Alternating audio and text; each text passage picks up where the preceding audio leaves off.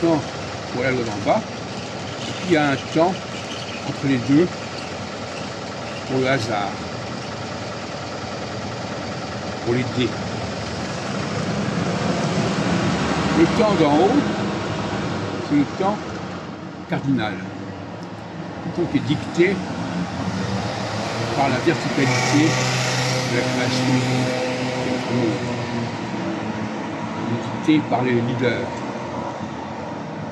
par ceux qui sont en phase directement et subconsciemment avec le cycle cosmique, au sens que je l'entends. Et puis, ensuite prend le relais du temps fortuit, un événement qui n'était pas prévu, qui n'était peut-être même pas prévisible, une maladie, une pandémie, un décès, n'était pas programmé au sens strict du terme. Et c'est le moment de la voyance, quelque part. La voyance, elle prévoit l'imprévisible. Et puis le troisième temps, c'est le temps démocratique, le temps mutable, le temps où les sociétés se donnent la loi, se dictent à leur propre loi. Et donc finalement, nous avons cette succession de 3 temps qui devrait être totalement intégrée dans le droit constitutionnel du XXIe siècle. Et quand je dis ça, bien entendu, on aura bien compris, il ne suffit pas de dire le temps ceci aura lieu à tel moment. Non, les choses sont déterminées une fois pour toutes. On ne va pas dire, voilà, dans 2 ans, il se passera ceci.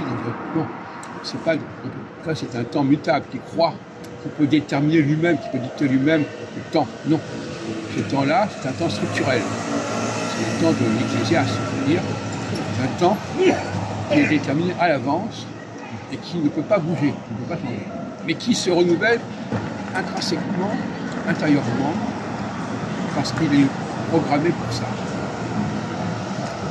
Donc, j'ai commencé curieusement mes études en droit constitutionnel en 1966. Après, j'ai continué sur les sciences politiques. Mais en même temps, j'ai mis ici à l'astrologie. En 1967. Ce qui fait que le droit constitutionnel et l'astrologie étaient liés. Je n'avais pas vraiment lié dans mon esprit à ce moment-là, mais subconsciemment,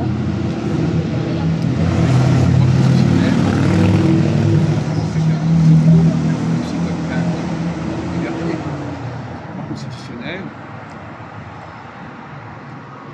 a fait appel, quelque part, à mobiliser mon intérêt pour l'astrologie.